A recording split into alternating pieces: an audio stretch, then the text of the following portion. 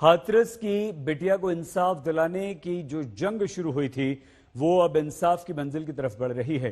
अब तक इस मामले की जांच योगी सरकार की बनाई हुई एसआईटी कर रही थी, मगर अब हाथरस में बिटिया के साथ हुई हैवानियत की जांच सीबीआई कर रही है।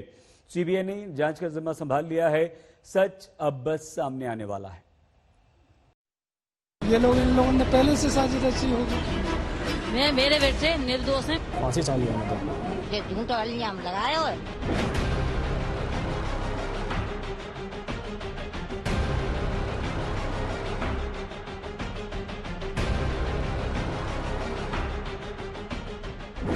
हाथरस कांड का सच सामने आने वाला है। सामने आएगी हाथरस में हुई क्रूरता की पूरी कहानी। हाथरस में हुई साजिश की हर परत खुलने वाली है।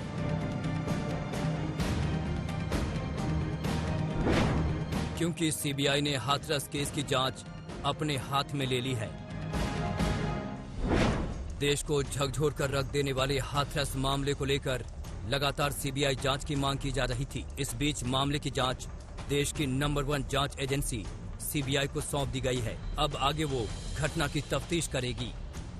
हाथरस मामले में सीबीआई ने चंदपा पुलिस स्टेशन की उसी एफआईआर को आधार बनाया है जो कि 14 सितंबर को दर्ज की गई थी।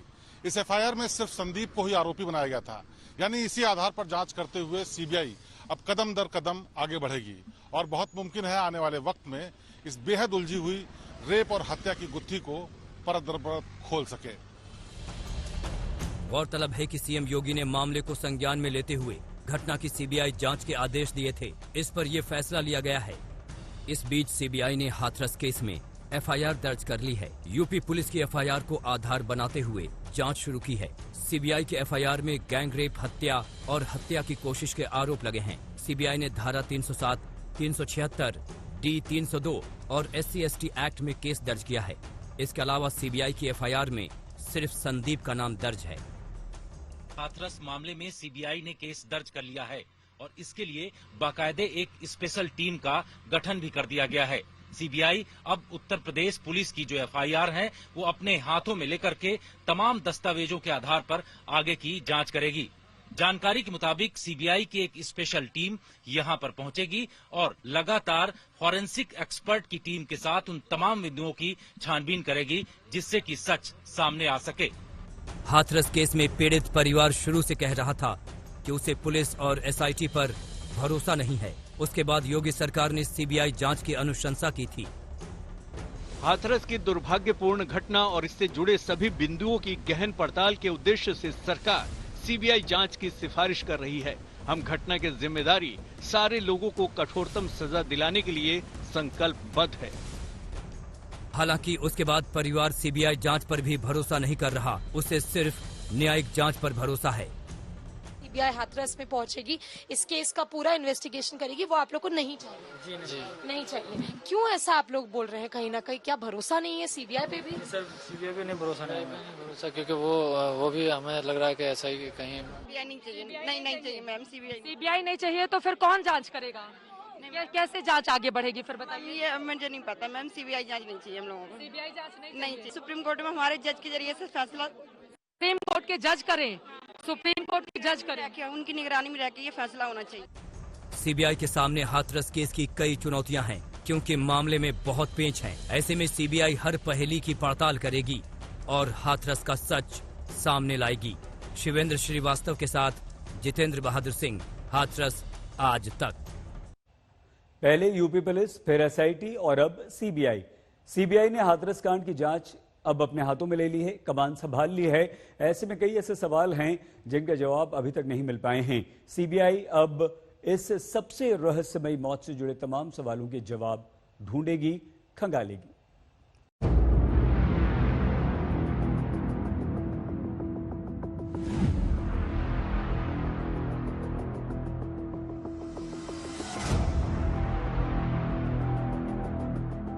हाथरस केस को 1 महीने बीतने वाले हैं, लेकिन अभी भी जांच एजेंसियां किसी नतीजे तक नहीं पहुंच सकी हैं। पहले जिले की पुलिस ने जांच की, लेकिन पुलिस की जांच सूबे के मुखिया के लिए सिरदर्द बन गई। और पुलिस को एक्शन की मार झेलनी पड़ी। उसके बाद यूपी पुलिस की तेज तर्रार एसआईटी मामले की जांच में जुटी, लेकिन वो भी मामले की तह तक नहीं पहुंच सकी। पहले तो 7 दिनों में रिपोर्ट देनी थी, लेकिन पेंच इतने उलझे हुए थे कि एसआईटी ने सरकार से 10 दिन की मोहलत और मांग ली। अब मामला यूपी पुलिस से होते हुए सीबीआई तक पहुंच गया है। जिस सच की तलाश में एसआईटी जुटी थी, अब उसी की तलाश सीबीआई करेगी। एसआईटी की अब तक की पड़ताल से जाहिर तौर पर सीबीआई को मदद भी मिलेगी। हाथरस के रेप और मर्डर के मामले में अब एसआईटी की जांच के साथ साथ सीबीआई की भी जांच चलेगी। एसआईटी अपनी रिपोर्ट यूपी सरकार को देगी कि आखिरकार अफसरों की तरफ से इस पूरी घटना में क्या लापरवाही हुई, और इन्हीं दस्तावेजों के आधार पर आगे की जांच सीबीआई करेगी। लेकिन सीबीआई की जांच करने का तरीका एकदम अलग होगा। सीबीआई इस रहस्यमय मामले की जांच करेगी और कई सवालों की पड़ताल करेगी। मसलन 14 सितंबर को बेटी के साथ क्या हुआ था, लड़की के साथ मारपीट किसने की, लड़की का गला किसने घोंटा, लड़की के साथ मारपीट क्यों हुई, वारदात के वक्त साथ में कौन कौन था, आरोपी और पीड़िता के भाई में फोन पर बातचीत का सच क्या है, लड़की ने पहले बयान में रेप की बात क्यों नहीं की, मेडिकल रिपोर्ट में रेप की पुष्टि क्यों नहीं हुई, रात के अंधेरे में लाश क्यों जला दी गई। हालांकि पीड़ित परिवार को न ही एसआईटी पर भरोसा था और न ही सीबीआई पर। ऐसे में सीबीआई के लिए सच सामने लाना बेहद जरूरी है। सीबीआई की जांच भी अच्छी है मैम, मगर हम जो चाह रहे थे कि सुप्रीम कोर्ट के जज के द्वारा हो तो अच्छा होता। मैम जो भी इन्वेस्टिगेट करे अच्छे से करे, जो भी है एक एक पहलू निकाल के करे। खुश जब ही होंगे जब हमारे सवालों के जवाब देंगे ये लोग। मैम ऐसे कैसे? एसआई टीम भी उन्हीं लोगों से मिली हुई है। आप लोग सीबीआई जांच चाहते हैं? नहीं, सीबीआई जांच नहीं चाहते? नहीं चाहिए हमें सीबीआई। तो फिर जांच कैसे होगी? आपको एसआईटी जो भी हो रहा है वो सही हो रहा है, आप लोग फैसला करो। हाथरस केस में सिर्फ रहस्यमयी मौत ही सवालों के घेरे में नहीं है, बल्कि दंगा फैलाने की एक बड़ी साजिश का भी खुलासा हुआ था। ईडी ने अपनी जांच में 100 करोड़ की विदेशी फंडिंग का खुलासा किया था और सीएम ने ऐसे अराजक तत्वों को कड़ी चेतावनी भी दी थी। किसी की साजिश को सफल नहीं होने देंगे। किसी गरीब के भविष्य के साथ खिलवाड़ करने की इजाजत किसी को नहीं देंगे।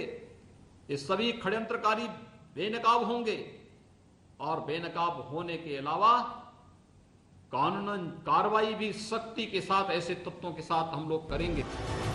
हाथरस केस में सीबीआई हर एंगल से पड़ताल करेगी। ऐसे में संभव है कि आने वाले दिनों में हाथरस केस में कुछ और बड़े खुलासे हों। शिवेंद्र श्रीवास्तव के साथ जितेंद्र बहादुर सिंह, हाथरस आज तक। हाथरस केस में न्याय नहीं हो पाने के बीच इलाहाबाद हाईकोर्ट ने स्वतः संज्ञान लेते हुए केस की सुनवाई करने की बात कह दी। कल सुनवाई होनी है, इसके लिए परिवार को अदालत में मौजूद रहना होगा। कल सुबह परिवार भारी सुरक्षा के बीच रवाना होगा।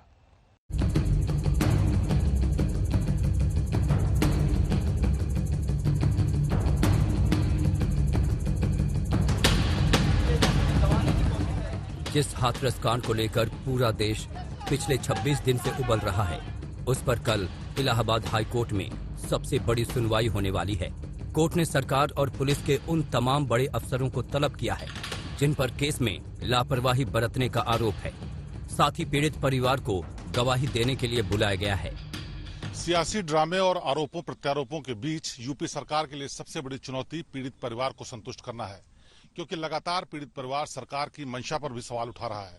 ऐसे में जरूरत इस बात की है कि जब पीड़ित परिवार को कोर्ट पेश किया जाए, उससे पहले परिवार को ये यकीन दिला दिया जाए कि वाकई उनको न्याय मिल के रहेगा।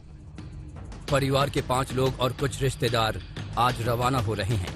आते और जाते समय पूरा परिवार पूरे समय यूपी पुलिस की सुरक्षा घेरे में रहेगा। हालांकि परिवार ने आने जाने को लेकर डर जताया था। परिवार के आज कितने सदस्य लखनऊ में जो कल सुनवाई है उसके लिए जा रहे हैं, और क्या जो पुलिस प्रशासन ने सुरक्षा के लिए आप लोगों की व्यवस्था की? हाँ, बताया जा रहा है कि मतलब खाने पीने रहने की व्यवस्था वहाँ पे करी जाएगी।